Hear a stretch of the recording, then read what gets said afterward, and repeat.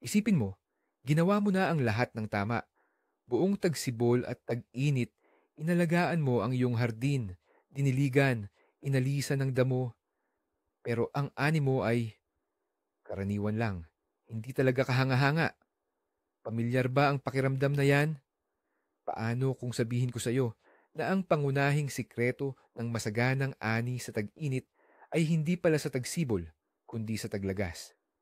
Ngayon, ibubunyag natin ang lihim ng isang simpleng pagpapapakain ng halaman na kapag ginawa ngayon ay literal na makapagpapadoble ng iyong ani sa susunod na taon. At hindi ito sa lamangka, kundi purong agronomya na ipapaliwanag ko sa simpleng paraan. Karamihan sa atin ay naniniwala na sa taglagas, parang natutulog na ang hardin, nalalagas ang mga dahon, humihinto ang paglaki, at tila humihinto ang lahat ng proseso hanggang sa tagsibol. Inaani natin ang ating mga pananim at nagpapaalam sa isip lang, sa mga halaman hanggang sa susunod na panahon. Pero ito ay ang panlabas lang na bahagi ng buong kwento. Sa totoo lang, sa ilalim ng lupa, sa sistema ng ugat, doon nagaganap ang pinakamahalagang trabaho sa panahong ito. Hindi natutulog ang halaman. Naghahanda ito para sa tagumpay nito, sa hinaharap. At ang ating tungkulin ay tulungan ito, hindi hadlangan. Kaya, bakit nga ba ang taglagas ang pinakamahalaga o di kaya'y kritikal na panahon? Isipin natin ang halaman natin bilang isang maliit pero napakatalinong pabrika. Buong tagsibol at tag-init, ang pabrikang ito ay tumatakbo ng buong lakas, gumagawa ng mga dahon, bulaklak, at syempre, mga bunga. Ang lahat ng enerhiya at katas ay umaakyat para sa nakikitang resulta. Ngunit sa pagdating ng taglagas, nagiging mas maikli ang mga araw. Hindi na kasing init ang sikat ng araw at ang pabrika ay nakakatanggap ng utos. Baguhin ang produksyon. Lahat ng masiglang aktibidad sa ibabaw ay kumakalma. Itititigil ng halaman ang paggamit ng mahahalagang lakas para sa pagtubo ng mga bagong uspong o dahon. Sa halip, ito ay nagsisimula ng pinakamahalaga bagamat hindi natin nakikita na proseso. Ang lahat ng enerhiya at sustansyang naipon nito sa tag-init ay sinisimulan nitong ibaba patungo sa sistema ng ugat nito. Para itong isang matalinong may-ari na bago dumating ang taglamig ay pinupuno ang kanyang mga imbakan at bodega. Sa panahong ito, ang mga ugat ay hindi lang natutulog, kundi aktibo silang lumalaki, kumakapal, lumilikha ng malakas na reserba para sa mahabang buwan ng lamig. Sa mismong panahong ito, sila, tulad ng espongha, ay sumisipsip mula sa lupa ng lahat ng nakakabuti upang malampasan ang taglamig at makapagsimulang malakas sa tagsibol. Ang ating tungkulin ay siguraduhin na ang imbakan ng lupa na ito ay may sapat na sustansya. Tara, silipin naman natin ang ilalim ng lupa para malaman kung ano ang nangyayari doon. Huwag nating isipin ang ugat ng inyong puno o halaman bilang isang simpleng angkla na humahawak lang sa kanya sa lupa. Sa halip, tingnan natin ito bilang isang makapangyarihang baterya. Buong taglagas, ang bateryang ito ay nasa mode ng masinsinang pag-charge. Nag-iipon ito ng starch, asukal at syempre, ang mga mahahalagang sustansya na matutulungan nating makuha nito mula sa lupa. Ito ang kanyang estratehikong imbakan ng enerhiya para sa mahaba at malamig na taglamig. Pagdating ng tagsibol at ang unang sikat ng araw ay nagbibigay init, kakailanganin ng halaman ang napakalaking lakas para magising. Kailangan nitong maglabas ng mga usbong, magbukas ng mga unang dahon, at magsimulang bumuo ng mga puting bulaklak. At saan kukuha ng enerhiya ang halaman kung ang lupa ay malamig pa at hindi pa buong lakas na gumagana ang mga ugat? Tama, mula sa mismong baterya na maingat nating chinarge noong taglagas. Kung ang baterya ay 100% puno o ganap na nakacharge, makukuha natin ang isang malakas at mabilis na pagsisimula. Ngunit kung bahagya lang itong nakakakuha ng charge, ang paggising sa tagsibol ay magiging mahina at mabagal. Kaya naman, ang pagkakaroon ng matibay, malusog at busog na ugat bago dumating ang taglamig ay hindi lang basta maganda. Ito ang garantiya ng inyong magandang ani sa hinaharap. Dito, sa pinakamahalagang yugto, maraming hardinero. Kahit pa ang mga batikang ang nakakagawa ng iisang malaking pagkakamali. Kaya naman, kumikilos sila ayon sa nakasanayan nilang gawain tuwing tagsibol. Ano ang ginagawa natin tuwing tagsibol?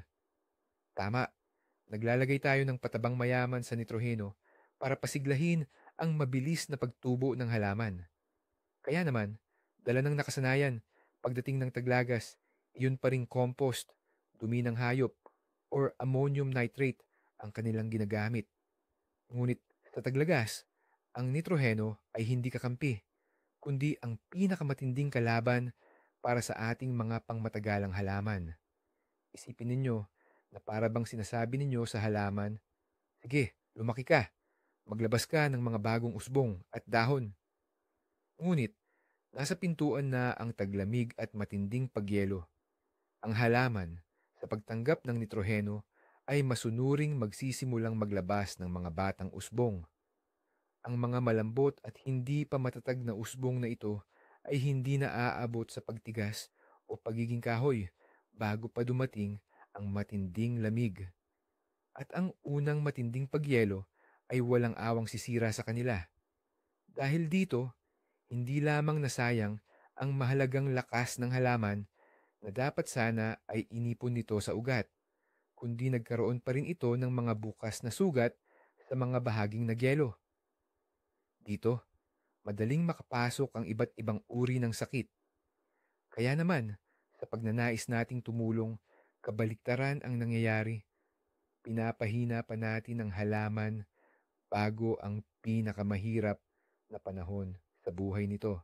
Ang ating unang bida sa kwentong ito ay ang phosphorus. Ito ang elementong susi sa pagpapaunlad ng sistema ng ugat ng halaman at sa pag-iipon ng enerhiya. Isipin ninyo ito bilang ang pangunahing tagabuo ng pundasyon para sa inyong magandang ani sa hinaharap. Si Phosphorus ang nagbibigay ng utos sa halaman. Tama na ang pagpapalaki ng mga dahon at tangkay, panahon na para patibayin ang mga ugat. Hindi nito pinapabilis ang paglaki ng pangunahing berding bahagi ng halaman, kundi ang pagdami ng mga sumisipsip na ugat, yung mga manipis na hibla na siyang magbibigay sustansya sa halaman sa buong taglamig at tagsibol. Kung mas siksik at mas matibay ang saputan na ito sa ilalim ng lupa, mas maraming sustansya at tubig ang makukuha ng halaman. Ang phosphorus ay hindi isang sprinter na nagbibigay ng mabilis, ngunit panandali ang resulta. Sa halip, ito ay isang marathon runner na mabagal kumilos, ngunit sigurado, inihahanda ang pundasyon para sa mga susunod na tagumpay. Tinutulungan nito ang halaman na epektibong mag-imbak ng enerhiya. Ginagawa itong parang delata para sa taglamig, nabubuksan paglabas ng unang sinag ng araw sa tagsibol. Kung walang sapat na phosphorus, mananatiling mahina ang mga ugat at ibig sabihin, ang buong baterya ay mananatiling kalahati lamang ang karga. Ang tapat at di mapapalitang katuwang ng ating bida, ang phosphorus ay ang potassium. Kung ang phosphorus ang nagtatayo ng pundasyon, ang potassium naman ang parang inhenyero na tagapagbantay ng kaligtasan at nagbibigay init. Ang pangunahing tungkulin nito ay ihanda ang halaman sa stress, lalo na sa matinding lamig o frost. Ginagawa ng potassium ang katas ng selula ng halaman na mas malapot at mas konsentrado. Para itong nilagyan natin ng antifreeze ang heating system sa halip na tubig. Ang ganoong kalapot na katas ay nagpapatigas, nagiging yelo sa mas mababang temperatura.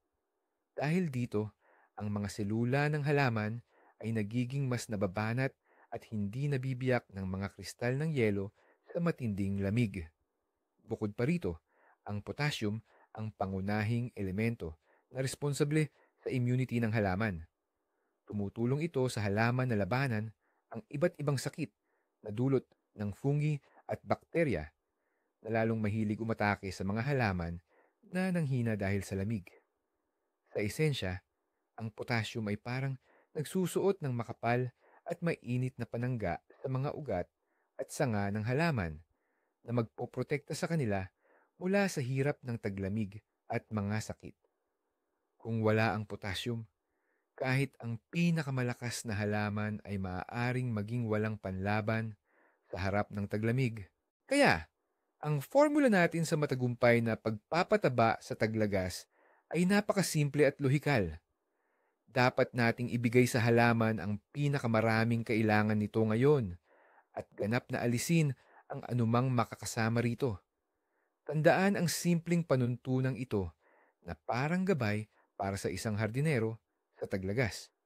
Pinakamaraming phosphorus at potassium at pinakakaunti or mas maganda ay walang-wala talagang nitrogen. Hindi na kailangan ng komplikadong iskema o dos-dosenang iba't ibang pakete. Ang pundasyon ng pangangalaga sa taglagas ay dalawang elemento lang. Ang phosphorus, nagtatayo ng matitibay na ugat na imbakan ng sustansya. Ang potassium, nagpoprotekta laban sa lamig at sakit. Ang nitrogen, nagdudulot ng hindi kailangan paglago at nagpapahina sa halaman. Kapag nakatayo ka sa isang garden center sa harap ng malaking lagayan ng pataba, hanapin lang sa pakete ang mga letrang P para sa phosphorus at K para sa potassium. Kung may malaking letrang N para sa nitrogen sa sangkap, mas mainam na itabi muna ang paketing yon hanggang tagsibol. Ang simpleng kaalamang ito ay magliligtas sa iyo mula sa mga pagkakamali at makakatulong upang magawa ng tama ang lahat na itutuon ang lakas ng halaman sa tamang direksyon, sa paghahanda para sa taglamig at hindi sa walang kabuluhang pagtubo sa taglagas. Sige, tapos na tayo sa teorya. Ngayon, ano naman kaya ang pinakamainam na bilhin at ihalo sa lupa? Tingnan natin ang pinakasimple, abot kaya at pinakaepektibong pagpipilian. At sa listahan natin, ang nangunguna ay ang superphosphate.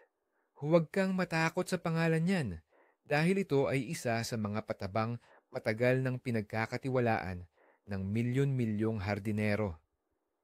Mayroong simpleng uri nito at mayroon ding double. Mas matapang o mas concentrated lang ang double.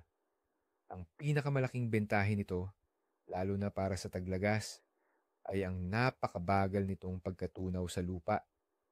Ang mga butil ng superphosphate ay hindi madaling hugasin ng ulan. Nananatili lang sila sa lupa at dahan-dahan. Unti-unting naglalabas ng phosphorus para sa mga ugat ng halaman. Ang prosesong ito ay magaganap sa buong taglagas, taglamig, at maging sa simula pa ng tagsibol. Ibig sabihin, lumilikha ka ng isang pangmatagalang pinagmumulan ng sustansya na magsisilbing pagkain ng halaman mo ng halos kalahating taon. Para itong paglalagay ng isang baga na dahan-dahang umuusok sa fireplace na nagbibigay ng init sa buong magdamag, sa halip na isang malaking apoy na mabilis na magliliyab at pagkatapos ay mawawala rin agad. Para sa pagpapataba sa taglagas, ang ganitong kabagalan ay talaga namang perpektong katangian. Kung ikaw ay matinding naniniwala at sumusunod sa organikong pagsasaka at iniiwasan ang paggamit ng mga chemical, mayroon kaming perpektong alternatibo para sa iyo. Ang solusyon, ang bone meal. Ito ay isang ganap na natural na produkto na gawa sa mga pinulbos na buto ng hayop. Ang bone meal ay isang likas at organikong pinagmulan ng phosphorus na unti-unting kumakalat ang sustansya. At bilang dagdag na benepisyo, naglalaman din ito ng calcium na napakahalaga rin sa kalusugan ng iyong mga halaman. mas mabagal pa ang bisa nito kaysa sa superphosphate. Kapag nailagay sa lupa, unti-unti itong nabubulok sa tulong ng mga mikroorganismo na naglalabas ng sustansya ng dahan-dahan. Tinitiyak nito ang malumanay at matagal na epekto. Kukuha lamang ang halaman mula rito ng tamang dami ng phosphorus na kailangan nito sa kasalukuyan.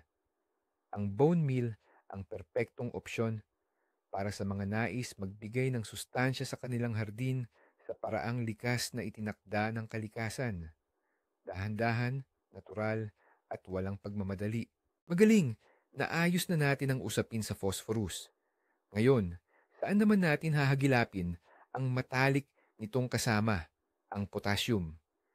Dito, isang sikreto na halos bawat hardinero o nagtatanim ay alam ang makakatulong sa atin. Ito ay walang iba kundi ang karaniwang abo ng kahoy. Yung mismong naiiwan pagkatapos nating magsunog ng mga sanga sa bariles o pagkatapos ng inyong mga salo-salo sa paligid ng bonfire. Pero mahalaga, dapat ang abo ay galing lamang sa malinis na kahoy o mga natirang halaman, walang halong plastik, basura o makintab na papel. Ang abo ng kahoy ay hindi lang basta libre at natural na pinagmumulan ng potassium. Ito ay isang tunay na likas na multi-complex para sa ating lupa. Bukod sa potassium, naglalaman din ito ng calcium, magnesium, phosphorus, at humigit kumulang 30 iba't ibang microelements na lubhang mahalaga para sa malusog na paglaki ng halaman. At may isa pa itong malaking benepisyo. Ang abo ay may alkaline na reaksyon na mahusay magpababa ng acidity ng lupa. Sa karamihan ng mga hardin, ang lupa ay unti-unting umaasim sa paglipas ng panahon na nakakapigil sa mga halaman na makakuha ng tamang nutrisyon. Kaya, sa paggamit ng abo, dalawang problema ang sabay ninyong masusolusyunan.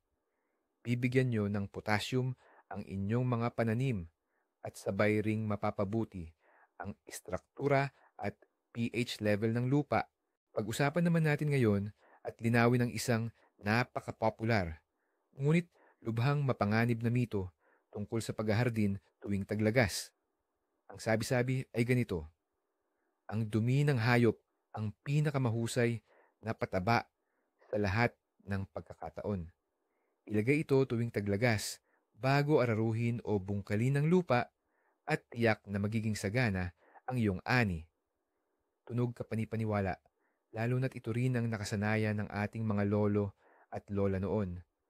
Ngunit dito, nakatago ang isang malaking kamalian. Oo, ang pinabulok na dumi ng hayop o compost ay talagang napakagandang organikong pataba.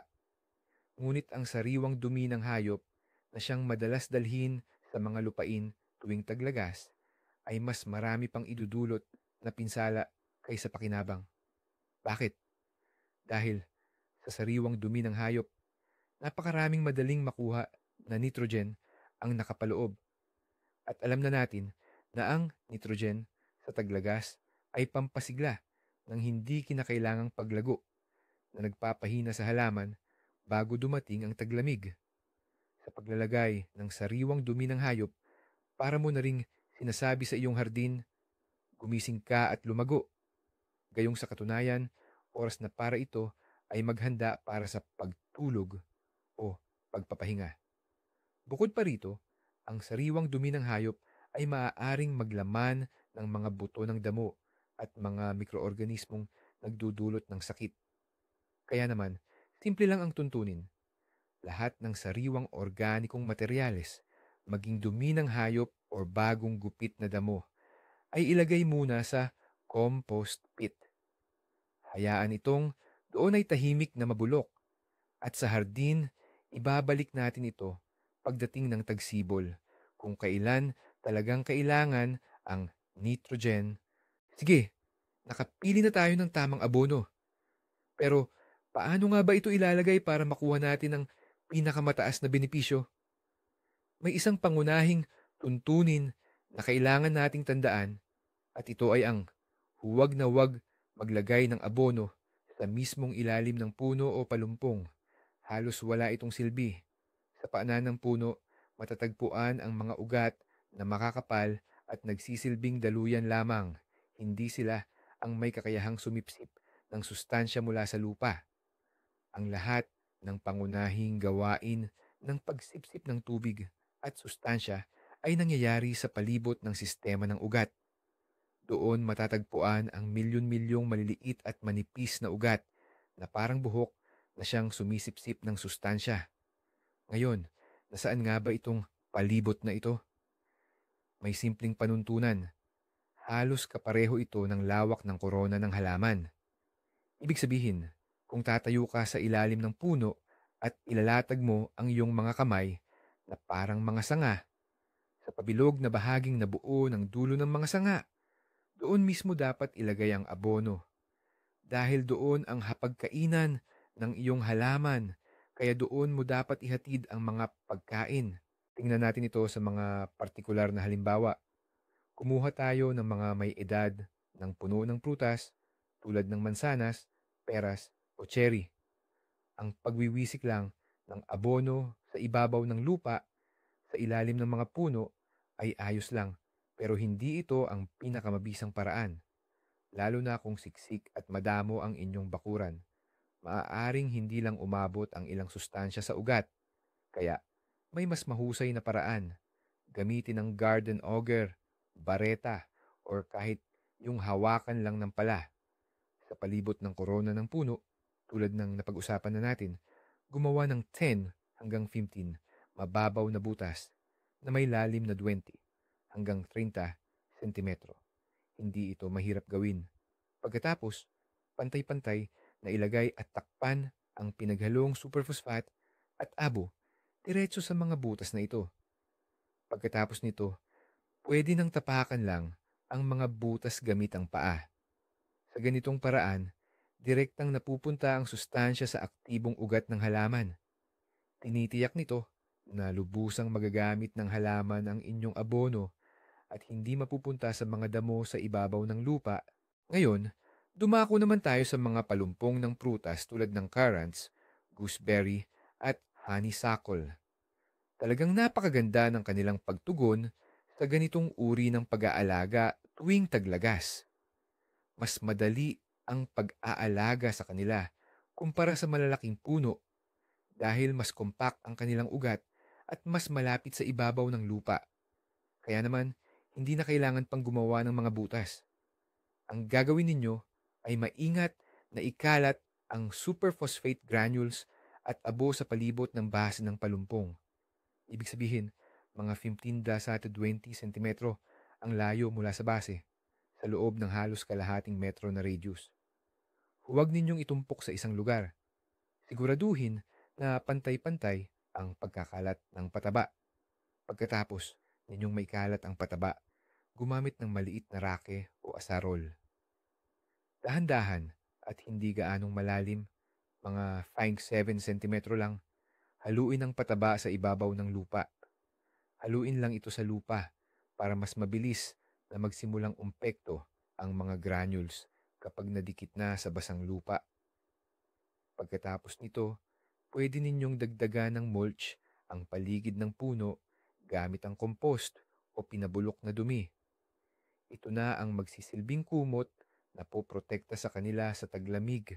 Pero paano naman ang kagandahan? Siyempre, hindi lang naman puro ani ang silbi ng hardin. Huwag nating kalimutan ang inyong mga paboritong pangmatagalang bulaklak, ang mga rosas, peonia, phlox, daylilies, at hosta. Tulad din ng mga puno ng prutas, naghahanda rin sila para sa taglamig at nag-iipon ng lakas para sa susunod na panahon.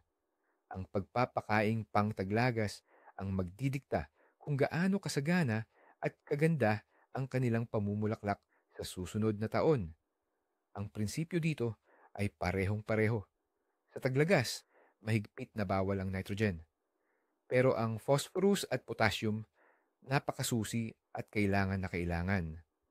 Tutulungan ng phosphorus na palaguin ang isang matibay na sistema ng ugat para madaling makayanan ang taglamig.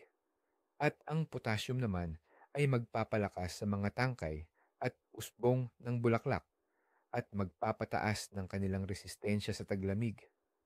Kaya huwag magatubiling kumuha ng parehong pinaghalong superphosphate at abo at dahan-dahang ikalat ito sa paligid ng paanan ng mga rosas o sa gitna ng taniman ng mga peonia. Pagkatapos, ganoon din, bahagyang ibaon sa lupa. Ang simpleng pangangalaga na ito sa taglagas ay ang inyong garantiya na pagdating ng Hunyo, hindi lang 3 hamak na bulaklak ang inyong masisilayan, kundi isang buong ulap ng marangya at matingkad na mga pamumulaklak. Pero mayroon ding mga halaman na hindi na kailangang patabain sa taglagas. Ito ay, pangunahin, ang mga halaman na nabubuhay lang sa isang season. Halimbawa, ang mga petunias, marigolds, nasturtiums, pipino, at kamatis. Tapos na ang kanilang siklo ng buhay. Walang saysay na patabain pa sila bago sumapit ang malamig na panahon dahil mamamatay din naman sila sa unang paglamig. Masasayang lang ang mga pataba. Kaya huwag na nating sayangin ang lakas at oras para sa mga halaman na nakapagbigay na ng kanilang ani at natapos na ang kanilang season. Ang ikalawang kategorya na hindi rin dapat patabain sa taglagas ay ang mga bagong tanim na punla na ngayong taon lang itinanim. Masyado pang mahina at maselan ang kanilang ugat. Nagsisimula pa lang silang kumapit sa kanilang bagong lugar. Kung sobra-sobrahan mo sila ng pataba ngayon, pwedeng masunog ang kanilang ugat at ikamatay pa ng halaman. Hayaan nating kumapit muna sila ng maayos, lumakas, at umangkop sa bagong kapaligiran. Ipagpaliban na lang ang pagpapataba hanggang sa susunod na panahon ng paglago. Kapag nagsimula na silang lumaki at maging aktibo, kailan nga ba dapat isagawa ang napakahalagang hakbang na ito? Mayroong ginintuang tuntunin. Huwag masyadong maaga at huwag ding masyadong huli. Ang pinakamainam na panahon ay mula kalagitnaan ng Setyembre hanggang kalagitnaan ng Oktubre, depende sa inyong lugar. Ang pangunahing palatandaan ay ang malawakang paglalagas ng dahon. Kapag nagsimula ng aktibong malaglag ang mga dahon ng puno, sinyalis ito na natapos na ang yugto ng pagtubo, vegetation period, at naghahanda na ang halaman para sa taglamig. Sa panahong ito, mas epektibong masisipsip ng halaman ang phosphorus at potassium. Mainit-init pa at sapat ang moisture ng lupa sa panahong ito na mahalaga upang matunaw ang abono at masisipsip ng mga ugat. Kung maaga nating ilalagay ang abono, halimbawa sa Agosto, maaaring magdulot ito ng ikalawang paglago ng mga usbong na hindi natin kailangan. Ngunit kung hihintayin pa natin hanggang Nobyembre, kung kailan malamig na ang lupa, mananatili lang ang abono na walang epekto hanggang tagsibol. Mawawala ang benepisyo ng paglalagay nito sa taglagas. Kaya't samantalahin ang pagkakataon. Oras na para kumilos kapag nagsimula ng malagas ang mga dahon. Tandaan, ang pagpapataba sa taglagas ay hindi lang basta isang pagkain para sa inyong hardin. Mas malalim pa ang kahulugan nito. Ito ay isang pangmatagalang at estratehikong pamumuhunan para sa kalusugan ng inyong mga halaman. At syempre, para sa inyong magiging ani sa hinaharap, hindi lang ninyo sinusolusyunan ang agarang problema ng kakulangan sa nutrisyon, kundi sadyang lumilikha kayo ng pundasyon ng katatagan para sa darating na maraming buwan. Isipin ninyo na ipinapadala ninyo ang inyong mga halamang parang alaga sa isang mahaba at mahirap na paglalakbay, ang taglamig. At hindi lang kayo basta kumakaway para magpaalam, kundi maingat ninyong inihahanda ang kanilang backpack na kumpleto sa lahat ng kailangan. Nilalagay ninyo doon ang energy bars sa anyo ng phosphorus at ang mainit na damit sa anyo ng potassium. Sa ganitong paghahanda, hindi lang sila makakaligtas sa pinakamahihirap na kondisyon, kundi mapapanatili pa nila ang kanilang lakas para sa isang malakas na pag-usbong pagdating ng tagsibol sa finish line. Ito ay isang sadyang pag-aalaga na magpapalit sa inyo mula sa pagiging simpleng gumagamit ng hardin tungo sa pagiging matalinong tagapamahala nito. Isipin nating muli ang ganda ng maidudulot ng pamumuhunang ito. Para sa iyong mga halaman, parang gumagawa ka ng isang strategic reserve, isang nakareserbang pondo ng sustansya na sisimulan nilang gamitin sa simula pa lang ng tagsibol. At hindi lang basta, kundi sa pinakamahalagang panahon. Kapag bagong tunaw pa lang ang niebe, ang lupa ay yelo pa rin at basa ng tunaw na tubig. Kaya ang mga ugat ay mahina pang gumana at halos hindi sila makakuha ng anumang nutrisyon mula sa sobrang lamig na lupa. Ngunit kailangan na ng lakas para sa paglago. Kailangan ng mamaga ang mga usbong at maglabas ng mga unang dahon. At dito na sasabihin ng halaman, aha, mayroon pala akong sariling bodega ng pagkain. Sisimulan nitong aktibong gamitin ang imbakan ng phosphorus at potassium na maingat mong inihanda noong taglagas, diretso sa bahagi ng ugat. Dahil dito, hindi na ito magsasayang ng mahalagang oras sa paghihintay na uminit ang lupa. Sa halip, agad nasisimulan ng halaman ang pagtubo ng buong lakas at kumpiyansa. Iniiwanan ang mga gutom nitong kasama ng ilang linggo. Ito ang naipong lakas at enerhiya mula pa noong taglagas na nagpapahintulot sa halaman na hindi na mag-aksaya ng panahon sa tagsibol para bumawi mula sa stress ng taglamig. Sa halip, agad itong sumisibol at lumalago ng malakas ng walang pagkaantala. Mapapansin mo ito ng malinaw. Mas maagang mamamaga ang mga usbong sa iyong mga puno at palumpong. Mas mabilis lalabas ang mga dahon at mas malalaki at sariwa ang mga ito. Ngunit ang pinakamahalaga, makikita ito sa pamumulaklak. Ang halaman na may sapat at matatag na reserba ng nutrisyon ay makakapaglabas ng mas maraming usbong ng bulaklak. At kung mas maraming bulaklak, mas marami ring potensyal na bunga at prutas ang mabubuo. Ito'y simpleng matematika. Sa halip na gastusin ang mga pinagkukunan nito sa tagsibol sa pagpapatubo ng ugat at paghahanap ng pagkain sa malamig na lupa, ididirekta ng iyong halaman ang buong lakas nito sa kung ano ang inaasahan mo mula rito, ang pagbuo ng masaganang ani sa hinaharap. Ito ang buong sikreto ng paglalagay ng pataba sa taglagas. Bigyan ang halaman ng malaking kalamangan upang masiguro ang isang madali at malakas na pagsisimula sa bagong panahon. Ilarawan ninyo ngayon sa inyong isip ang ganitong tanawin. Sumapit na ang tagsibol, lumabas kayo sa inyong hardin. Ang mga puno ng inyong kapitbahay ay wala pang dahon at nagsisimula pa lang magising. Pero ang inyong mga puno ng mansanas at seresa ay puno na ng makapal na kumot ng kulay rosas at puting bulaklak. Ang inyong mga palumpong ng karant ay mayroon ng malalakas na bagong usbong at puno na ng kumpol-kumpol na magiging prutas. At naintindihan ninyo na naungusan ninyo ang lahat hindi dahil sa may ginawa kayong pambihira nitong tagsibol, kundi dahil sa naging matalino kayo noong taglagas.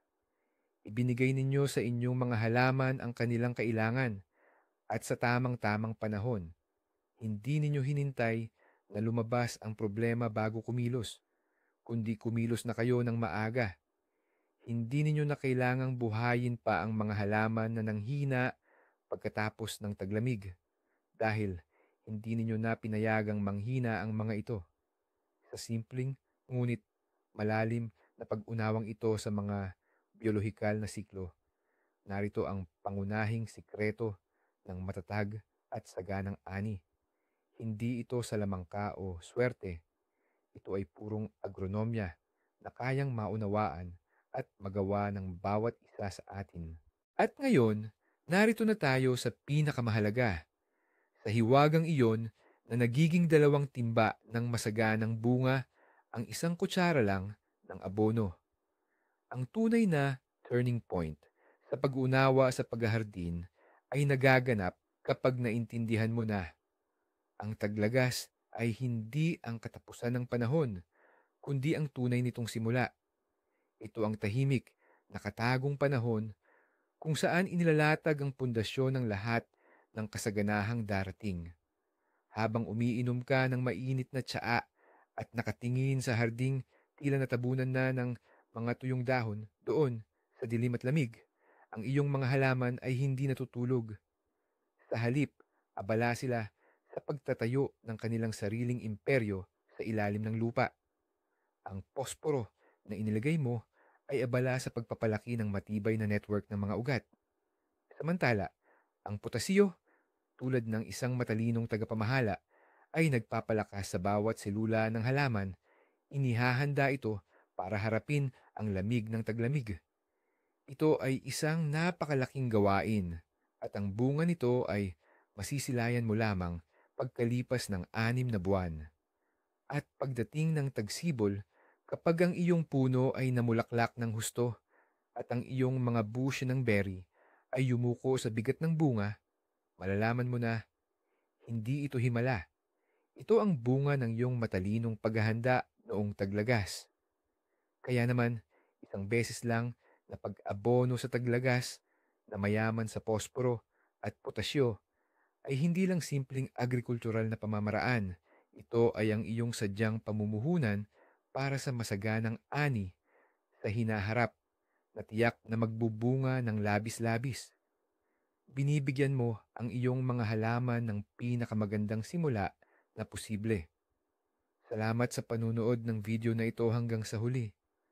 Kung naging kapaki-pakinabang ito para sa iyo at may bago kang natutunan, huwag kalimutang mag-like at mag-subscribe sa channel para hindi mo mapalampas ang iba pang mga sikreto sa paghahardin. Ngayon, may tanong ako sa inyo. Ano-ano ang inyong mga sikreto sa paghahardin pagdating ng taglagas? Marahil ay may sarili kayong subok na mga pamamaraan o paboritong abono. Ibahagi ang inyong karanasan sa mga komento sa ibaba at pag-usapan natin.